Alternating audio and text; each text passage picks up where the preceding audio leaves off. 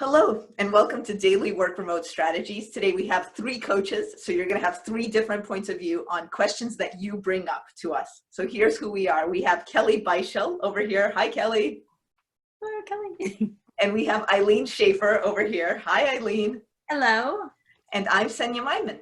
So we're going to get started with our first question, and then we will see what other questions you type in. So this is a pre-prepared question from earlier this week. So I will look it up for the exact wording. Okay, here we go.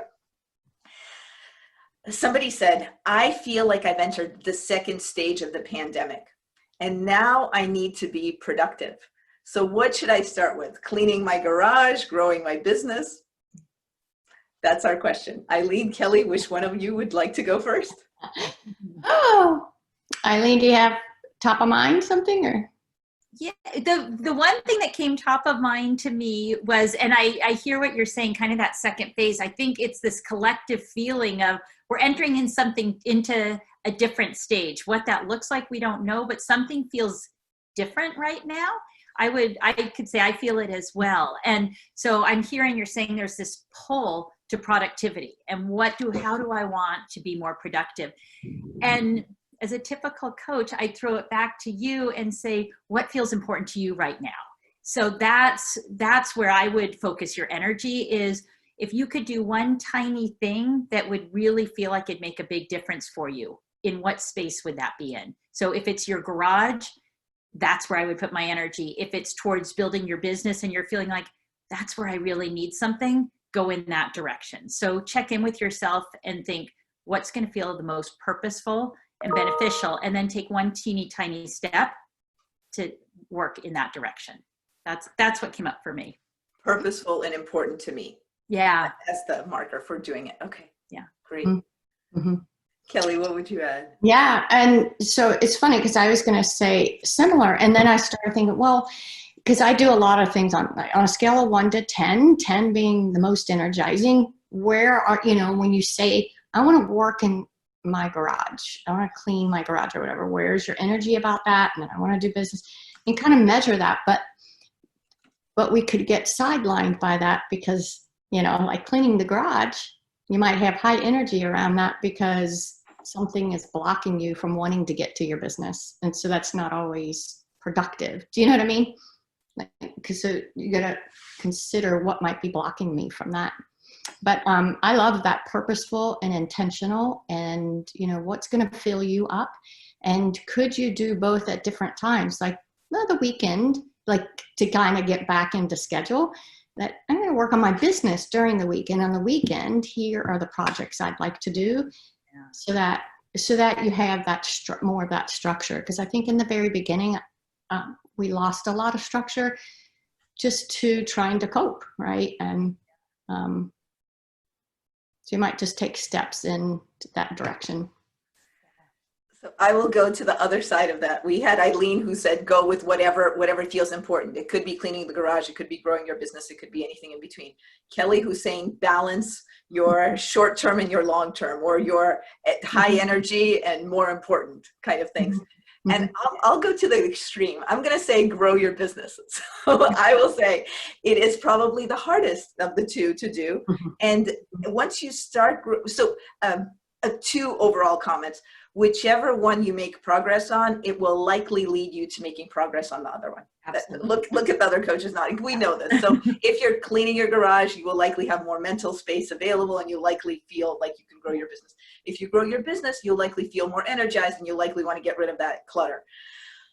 First thing. But second thing, it is harder to grow your business. It takes more mental effort. If you leave that till the end of the day, I feel like it might be harder for you. I'll give you my own example. I work with somebody great at Silicon Valley Change. Her name is Mandy. You may have seen her on and off at these calls. And Mandy and I have meetings where let's say we have 15 things to do.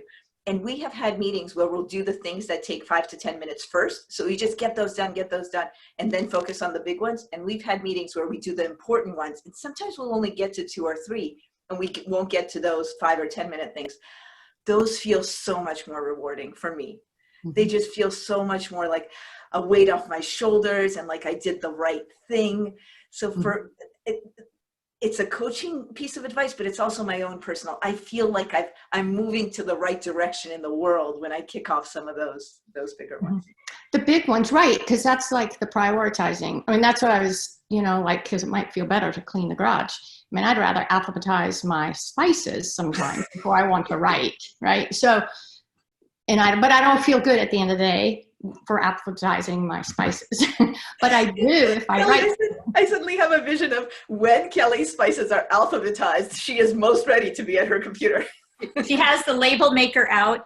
But listening to both of you, I love where both of you are, because really, Kelly, I want to underscore that structure that you talked about, which is so beautiful. And then that speaks also to what Senya's saying, and that is, how can you build your business during the week and really be thoughtful and intentional and purpose-driven during the week around your business?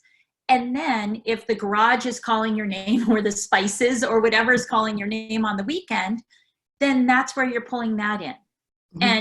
And having that feel organized and put together does clear out that mind space to be more creative during the week time. So I kind of love combining both of where you are with intention and purpose.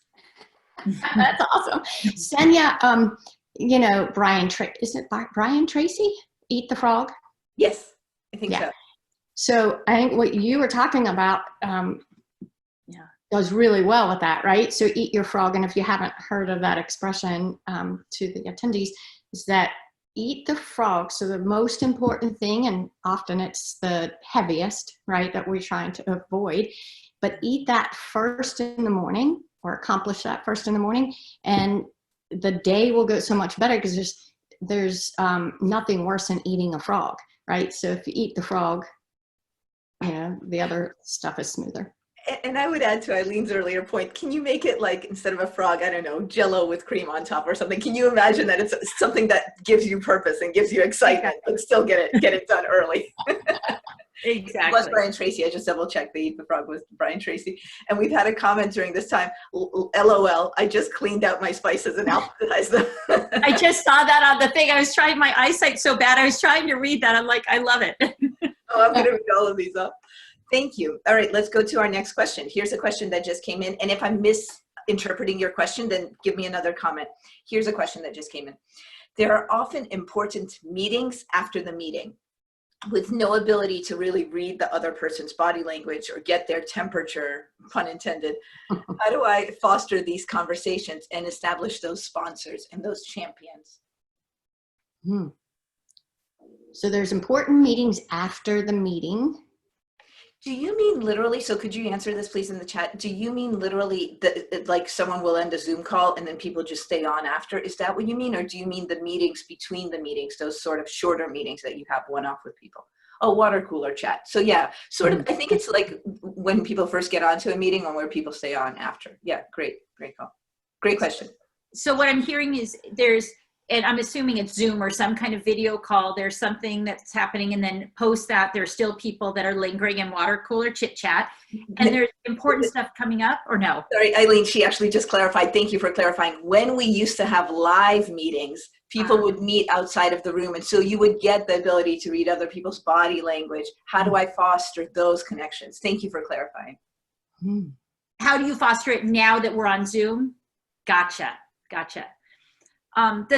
The thing that's coming to my mind, and I love that you talk about the importance of those, because truly I would say that sometimes the more important stuff happens after the meeting. Like that is, so to put so much attention on that, I love where your head is, because that's where we really have the ability to connect and make a difference, and those aha moments can happen outside of this larger scale. So I would say right off the top of the bat is to linger so that you can have those water cooler opportunities. Don't pop off immediately. So see who's there and try and chit chat and still make that connection, because during this time where we are socially distant, we've got to stay socially connected.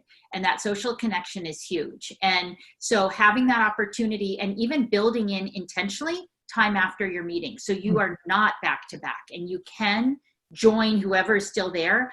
I would also highly encourage you to kind of think about what's happening there, and then think, who do I want to reach out to after to make a one-on-one contact with or a connection with? Or do we want to have a spin-off water cooler chat, like send out an email and say, love where we were going right after the meeting. Can we all pop on Zoom for a happy hour and continue this conversation? So that's where I would go with that. I'll add one thing that I've heard recently. There's a very weird webinar that I opted into. It was by Financial Times, and it had the CEO of IKEA and somebody who was in the government in Europe. And a lot of the discussion there was about these impromptu meetings that people are setting up, and they're meetings without agendas. So you will have a lot of meetings on your calendar with agendas these days, but can you also schedule with your team or with colleagues, here's a half-hour agendaless meeting, and that is your water cooler. Mm-hmm.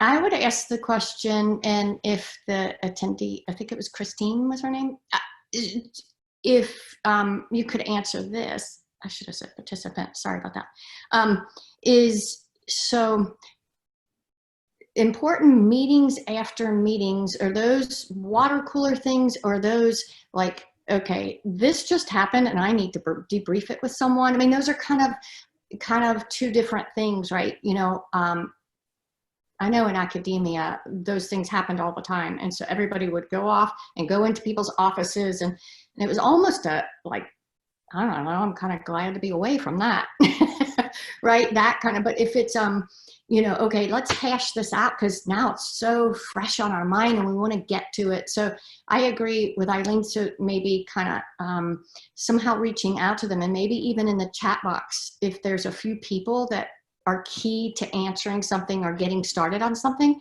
ask them if they could stay, or could we get on another Zoom call right after this and let's like brainstorm that idea, or whatever the important meeting after the meeting is. Does that make sense? Very cool. And Kelly, that person saying right away, yes, it is more the debrief and discussing strategy approach and the go forward. So you nailed it. That was okay. And I want to also key in on the body language, because I know you had brought up the body language as well. And I know I said this yesterday on the call as well. I think it was on yesterday's webinar. Now they're all kind of blending, but I think we do miss out on that one-on-one or even group interaction in person. We miss out on the in-person.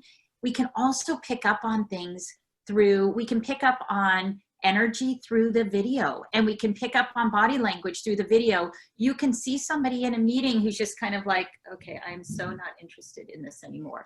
And you can reach out to that person after. I just crack up when you do those, Ilene. I'm out. No, but I know I'm a visual person, so it's like I play it out. But I do think that we can pick up on that, and I have reached out to people after a Zoom to say, hey, I was picking up on something. I just want to check in on you. How are you doing? And so try to be as aware of the body language as you can on Zoom. I know it's not as easy, but I do think it is possible to pick up on energy and body language through what we're doing right now. Mm-hmm. And, you know, kind of challenging yourself. So is there, you know, how else could what should I be looking for in their face, or what kind of expression would I expect? And I didn't get that. So maybe, you know, like really kind of like trying to become intuitive too, right? And like, what might be happening here? And I don't know. So I think Zoom allows for that more than if we were face to face. Oh yeah. I don't know. It's like honing a different skill. Yeah. Is something a friend of mine shared with me. She is in learning and development and in HR, so she is often in front of, you may see I'm moving forward and back, she's often in front of video and training. And she shared with me that it's really important to try to get the 3D dimension in here. Mm-hmm. Actually, you'll see both of the coaches kind of moving forward at this point. It's so easy for us to be flat and to be not moving. So even, especially if you're the person speaking, just gesturing or getting close when you're saying something important, or almost, I wouldn't call this acting or overacting, but being more three-dimensional, whatever that means to you, can be helpful to other people on the call too, and to kind of grow that, hey, let's all move around a little. Let's all not be speaking heads. Mm-hmm. Mm-hmm. Like, like that. Also, one thing that I have heard for people is some people are opting out of being on video. And I think as much as possible to really encourage your team or anyone who you are interacting with, hey, can we pop on video? Because it is a lot easier to connect when we can see each other. And I think everybody can be self-conscious, but the reality is nobody's looking at you the way you're looking at yourself. And so if you have colleagues who are opting out of being on video, maybe saying, hey, can we all be on video? So I'm really missing your faces. I'm missing connecting, because that will also help you with some of the body cues and the facial expressions that you might be missing out on. Because the phone, it makes it really challenging to have that. mm-hmm. And seeing each other's smiling faces really can make something that feels like a tough time we're going through, it can warm it up and make it feel more like, okay, I'm at home again. I get to see all of you. Mm-hmm. My dog's coming in, my kid's coming in. It's real. We're gonna move to our last and final question, unless you have a different question. So here's a question that we have, but so if you have one more, we do have time for two more. But here, this will be the last one, unless we hear very loudly from you that you have one. Here's the last question for all of us. What do you most wish for our viewers today? What is a suggestion you have for them, or a wish for them as they go off to their weekend and then the next week of work? I wish for you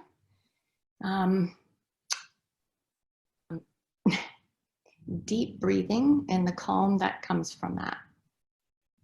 I know for myself and for my clients, private clients, even though we're not talking about that kind of thing, they are writing to me and just mentioning about just a lot of the ugliness that's happening right now in the world, and in certain local communities, that it's really taking a toll. And then that takes a toll on our health and our immunity and our work. And so really triggering that vagal nerve by taking big breaths and letting your body know that you are safe in this moment, and practicing it when you don't really need it, so that the muscles developed when you do. I love that. And I love that. I was saying yesterday on my webinar that I always find a way to weave breathing in. So now I get to take that off my list. So Kelly just said it so beautifully. So done. And then I think I'm going to go to, if you were on my call yesterday, I talked about confidence and the party hat. And at the bottom of the party hat is patience and self-compassion. And so I would say during this time, practicing self-compassion and really being kind to yourself, be patient with yourself. This is such new territory. And my space that I always work in is life transitions and helping people navigate all their different life and professional transitions. This is by far and wide the biggest transition any of us have ever experienced. And the uncertainty continues to be uncertain. So it's not like we're getting this at the end of the tunnel. We know this, we still don't know. So during this time, just being passionate too, but compassionate, self-compassionate, as well as compassionate to others. And that goes back to what Kelly was saying with the world. The more we can, give love, spread love and good joy, or good vibes, good joy too. I've got all my words, I've got all these things going in my head. The more we could spread good vibes, love, and compassion to ourselves and others. That's what I would say. They're all good words. I want to be the wordle in your head. Those are all. Yeah, my brain goes quicker sometimes than my mouth's trying to catch up. Exactly. I had a full-on wordle. Yeah. And just before I add my ad, Eileen's mentioned her talk a couple of times, and actually my suggestion riffs off part of what she said yesterday. So I'm dropping into the chat right now where you can go to see even Eileen's yesterday's session. That's the Facebook group where you can see them. Thank you. Okay, so my add to this is, remember how we talked at the beginning of this call about cleaning your garage or growing your business? So my add is, take your alone times And I'll give you funny suggestions for alone times, whether you're walking around your own yard or inside a room or taking a shower. So your own alone times when you're not with other people or on calls. Mm-hmm. And in those alone times, do a little bit of dreaming and hoping and wishing. And what I mean by that is if you are thinking about something like growing your business or doing something big and interesting and impactful for your kids, take those little bits of alone time to play around with that and explore that and have fun with it. And the part in Eileen's talk yesterday that relates to and that I told her I really enjoyed is there's a preparedness, so preparation step in her party hat, in her pyramid party hat. And I love the idea that you can get prepared just even in moments. It's not like you have to take a 20-minute strategy and brainstorming session or a 3-hour. You could just those moments that you have alone, you can play. Yeah. Do you have something to add to that, Eileen? I thought you might. No, definitely. I couldn't agree more with you. And I love just how we make it small, because sometimes it can feel overwhelming to think, okay, I need to have this huge, big strategy session or this huge, big planning preparation session. But just little bits and pieces can move us so far along the path that we want to be on. Yeah. Thank you, Kelly Beischel. Thank you, Ilene Schaffer. Thank you so much for being with us. We tackled 3 questions of this week's pandemic. Thank you so much. We're getting thank yous for the audience. Thank you. Join us next week. We'll be on again next week at 11 a.m. Pacific every day for 20 minutes. I'm on Monday, and I'm talking about what is the meaning of life. Oh, wow. I gotta go. I gotta be there. Thank you, everybody, for coming. Thank you. Thanks for coming. This has been fun. I always love to be with you women. Thank you. And vice versa. Bye. Bye.